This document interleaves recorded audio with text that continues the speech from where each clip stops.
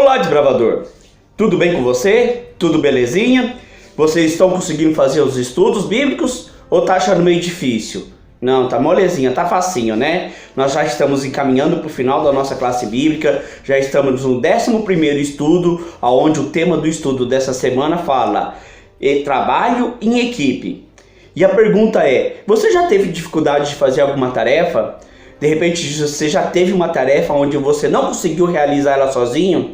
Por exemplo, imaginemos que você está em um acampamento, foi acampar junto com o seu clube e de repente, lá no meio das atividades, tem que montar o acampamento, a sua unidade ficou responsável de montar uma barraca e fazer também o varal.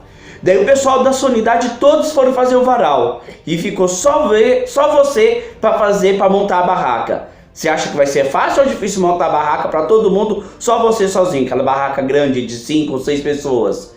Fica difícil, né? Então é necessário você trabalhar em equipe, é necessário que você precisa de mais 1 ou 2 amigos para poder montar a barraca. Enquanto uns faz um varal, outro faz a barraca, outro faz outra atividade e assim rapidinho todos montam todo o acampamento, não é? Sobre essa questão de trabalho em equipe, também quero convidar você a trabalhar em equipe comigo. Quero que você se inscreva nesse canal e também bate aí no joinha para poder nos ajudar, belezinha? E antes de nós continuarmos nosso estudo, nós vamos ver um vídeo que fala sobre trabalho em equipe, um vídeo que fala sobre animais da natureza que tem trabalho em equipe.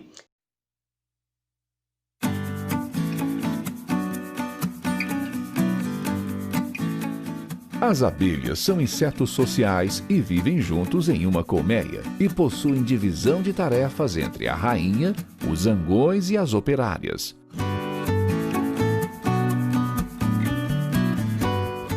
Conheça agora 5 curiosidades sobre as abelhas.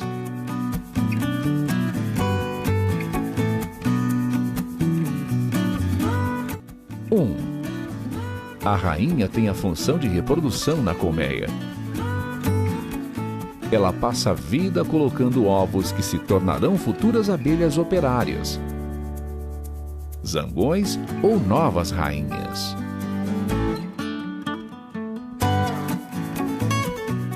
2. Quando nascem 2 abelhas rainhas em uma única colmeia, elas lutam até a morte para decidir quem assumirá a missão de garantir a reprodução da colônia. 3. Os zangões têm a função exclusiva de fazer o acasalamento com a rainha e garantir a reprodução.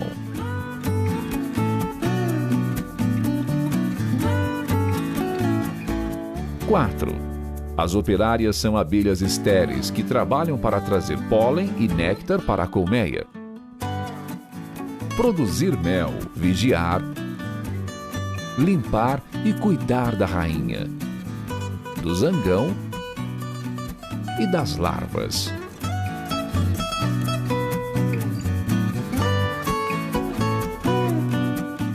5. As abelhas produzem, a partir do néctar e do pólen coletado nas flores, o mel, cera,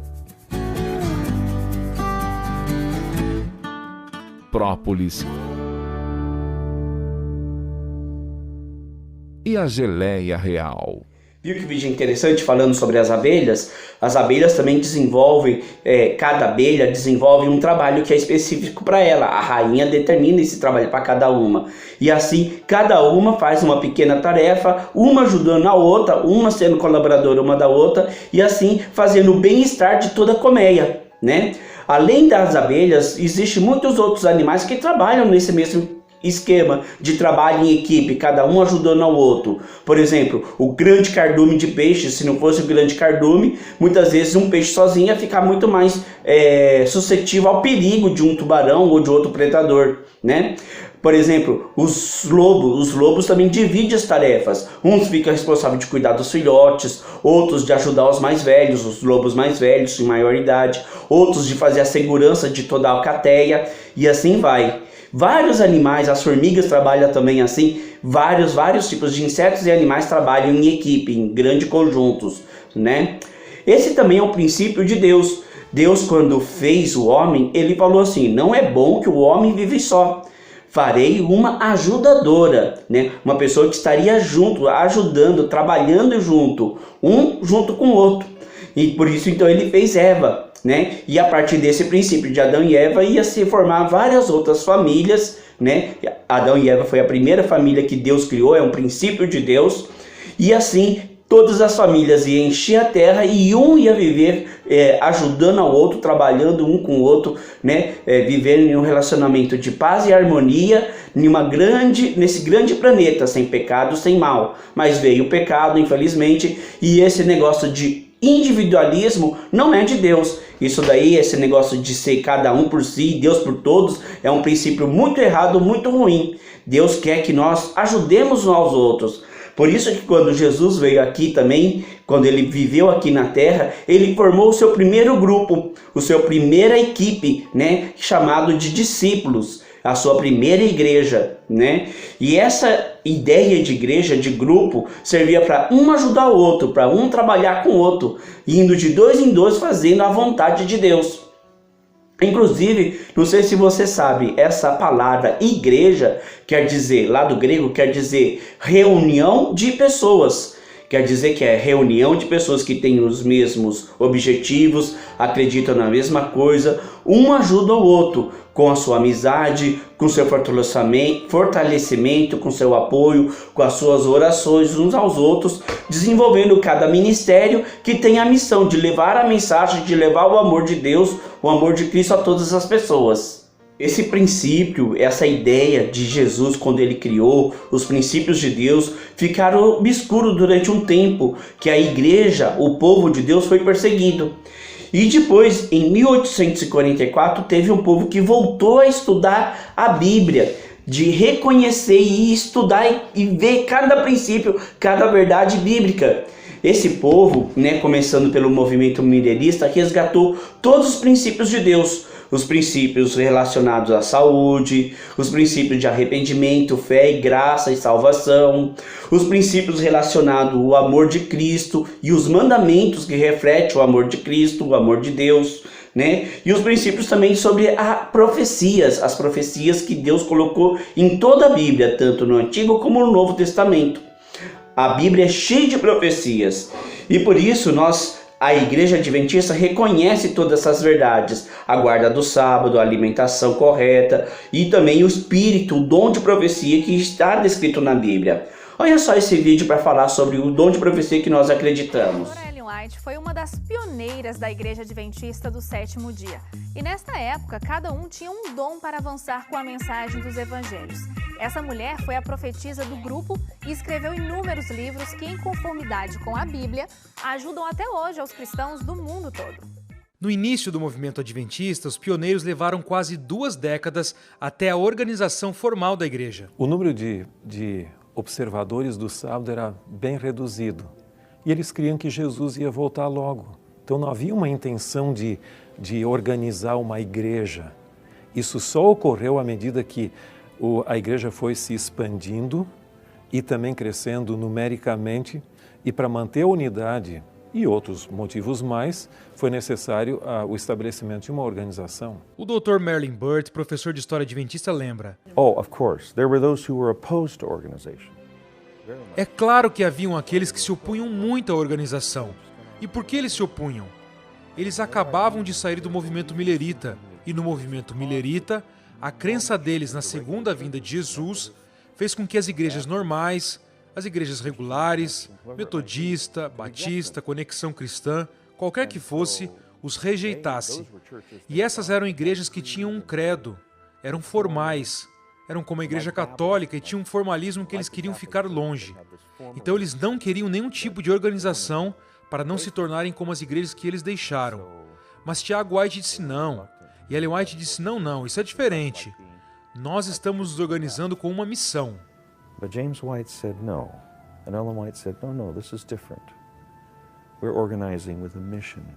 Então nós temos Tiago White, que se tornaria um líder, Ellen White, uma profetisa com 17 anos, e depois outros jovens se unindo a eles. Com exceção de José Bates, todo o núcleo era jovem. Entre esses jovens, Ellen White teve um papel especial, mas o Dr. Burt avisa. Now, it's very important, I think, to understand. É muito importante entender o que ela fez e o que ela não fez. O que ela fez foi desempenhar um papel de guiar os ministérios que ela originou. Os ministérios-chave que vieram através de visões sobre publicações, sobre ministérios de saúde, sobre educação, a missão mundial da igreja, a estrutura organizacional e todas essas coisas que Deus deu orientações através dela. Mas o que ela não fez foi originar as doutrinas e a fé. Esse é um ponto muito importante para compreender. Nossas doutrinas e nossa fé, o sábado e todas as coisas como o santuário e todas as outras doutrinas que nós temos são baseadas na Bíblia. E ela é muito clara, e seu papel é muito claro em nos levar para as Escrituras, e a Bíblia continua sendo a base para tudo isso. Contrariando a ideia que muitos fazem sobre a origem da Igreja Adventista, o diretor do Instituto de Pesquisa acrescenta: Was Ellen White basis of the Seventh-day Adventist Church? Ellen White foi a base da Igreja Adventista do Sétimo Dia? Não. Não é justo dizer isso. Eu leciono sobre teologia adventista aqui no seminário e digo isso há muitos anos. Ellen White é uma das fundadoras da igreja, isso é justo dizer. Ela, Tiago White e José Bates. Mas eles nunca pensariam ou diriam que foi fundada nela, ou mesmo nas suas visões. Um estudo sobre o movimento aponta que Deus os guiava em seus estudos das Escrituras. Então o movimento se originou da mensagem bíblica. E Ellen White entendia o seu ministério profético com dois propósitos. Isso é muito importante para quem quer entender Ellen White e seu papel. Ela estava lá para nos levar a Jesus. Sua ênfase em Jesus e na salvação é poderosa. A segunda função é nos levar à palavra. Seus escritos nos levam à Escritura. Seus escritos não são ideias dela. Seu conteúdo são as Escrituras. Ela nos empurra para a palavra. Então o fundamento não é ela. O fundamento é a mensagem bíblica.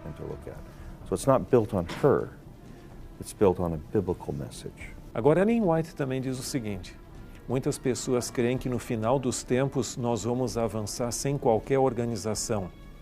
Mas ela diz, na obra de Deus não existe qualquer coisa como avançar sem uma organização.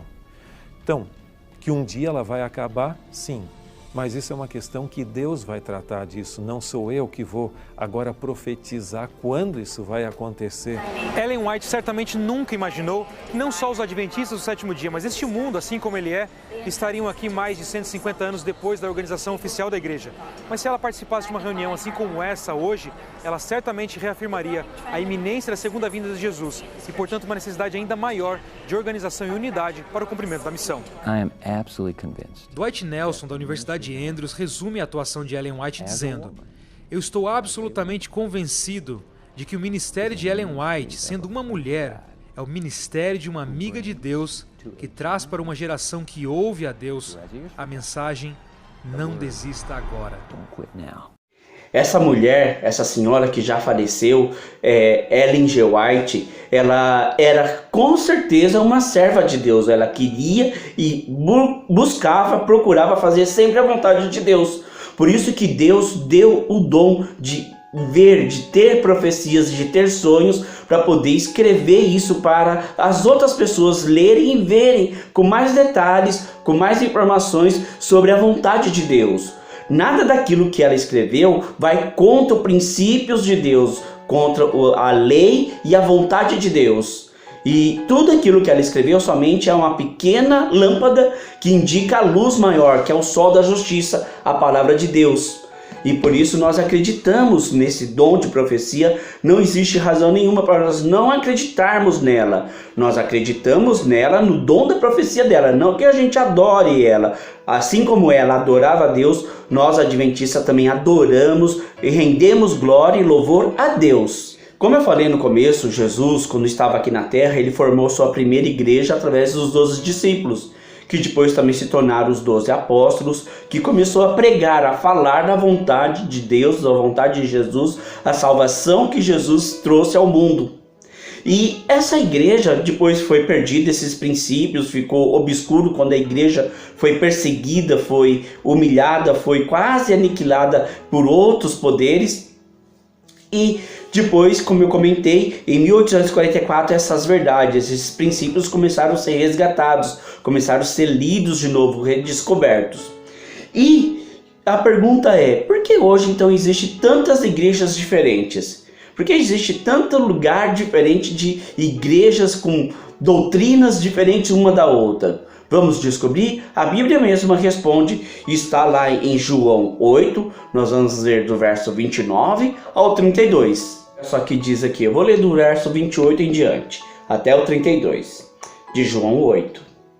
E disse-lhes, pois, Jesus, quando levantardes o Filho do Homem, então sabereis que eu sou e que nada faço por mim mesmo, mas falo como o Pai me ensinou. E aquele que me enviou está comigo. Não me deixou só, porque eu faço sempre o que lhe agrada. Dito essas coisas, muitos creram nele. E disse, pois, Jesus aos judeus que haviam crido nele, se vós permaneceres na minha palavras, sois verdadeiramente meus discípulos, e conhecereis a verdade, e a verdade vos libertará. Olha só que interessante que Jesus está falando. Então, aqueles que querem se tornar verdadeiros discípulos, fazendo parte da família, do grupo, da equipe de Jesus, tem que estar na palavra dele, seguir a palavra dele, seguir toda a palavra dele, desde o Gênesis até o Apocalipse, verso por verso. E eu faço esse desafio para o desbravador. Você lê, buscar as orientações, tudo aquilo, a vontade de Deus, de Jesus, que está aqui na palavra dele. Ler a Bíblia todos os dias é muito, muito importante.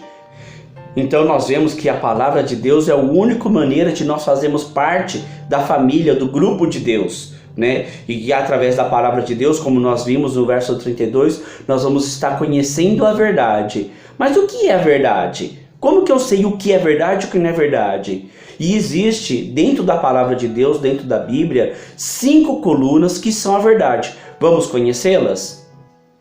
Por exemplo, desbravador, em Jeremias 10, verso 10, fala assim, ó. Mas o Senhor é verdadeiramente Deus. Ele é Deus vivo, Rei eterno, do seu furor treme a terra e as nações não podem suportar sua indignação. Então aqui está falando que ele é verdadeiro e verdadeiramente Deus. Então o primeiro princípio, a primeira coluna da verdade é Deus, Deus Pai. E a segunda coluna da verdade está em João 14, verso 6. Fala assim, ó. E respondeu Jesus, eu sou o caminho, a verdade e a vida, e ninguém vem ao Pai senão por mim. Então aqui também está falando que ele é o caminho e é a verdade. Ele é a segunda coluna da verdade.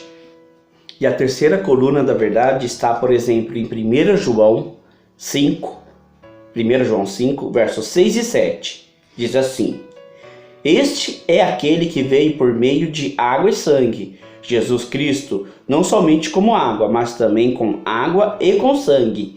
E o Espírito é o que dá o testemunho, porque o Espírito é a verdade. Porque há 3 que dão testemunho no céu, o Pai, a Palavra e o Espírito Santo, e esses 3 são um só. E esses 3 que testificam na terra. Olha só que interessante. Então aqui fala que o Espírito Santo é a verdade. A gente comprova isso também em João 16, verso 13. Então a quarta coluna da verdade está em João 17, verso 17. Fala assim, ó, João 17, 17. Santifica-os na verdade. A tua palavra é a verdade. Então a palavra de Deus, a Bíblia, as Santas Escrituras é a verdade, é a quarta coluna da verdade. A quinta coluna da verdade está em Salmo 119, no verso 151, que fala assim, tu está perto, Senhor, e todos os teus mandamentos são verdade. Então nós temos aqui 5 colunas da verdade. Deus Pai é a coluna da verdade. Deus Filho é a coluna da verdade. Deus Espírito Santo é a coluna da verdade. Formando a trindade, Deus, né? As 3 pessoas, os 3 pessoas divinas. Também a Bíblia, a palavra de Deus é a verdade. E a sua lei, seus mandamentos são a verdade. Esses são 5 colunas da verdade. Agora, querido desbravador, eu faço a pergunta: qual é o grupo que você quer pertencer? O grupo que acredita na verdade de Deus ou o grupo que não acredita? O grupo que segue e quer fazer parte da família de Deus ou do outro grupo que não acredita, que não quer fazer parte, que não ama Deus? Você precisa aceitar e precisa decidir sobre isso. Precisa ser batizado. Batizado de acordo com esses princípios da verdade. Você deseja isso? E vamos estar orando por você, pela sua decisão. Oremos. Querido e eterno Pai, que o Senhor possa estar com cada desbravador aqui. Que cada desbravador, aqueles que já aceitaram, que aceita o seu princípio, o seu amor, a sua verdade como princípios de vida, como regras de fé na sua vida, que eles possam renovar a sua decisão a cada dia, a cada momento e nesse momento também. E aqueles que ainda não acreditam, mas que precisam tomar essa decisão, que querem seguir ao Senhor, que desejam cumprir a sua vontade através da sua palavra, a sua verdade que está nas Escrituras, que eles possam tomar essa decisão nesse momento, que decidam ser batizados e seguir ao Senhor e buscar todos os dias, todos os momentos, através da sua palavra, inspiração, forças, ânimo, para poder continuar seguindo e amando a Ti, até que o Senhor possa retornar muito em breve. Em nome de Jesus, amém. Beleza? Então, que esses princípios, que esses ensinamentos possam ficar na cabeça e no coração de cada um. Até a próxima semana. Maranata!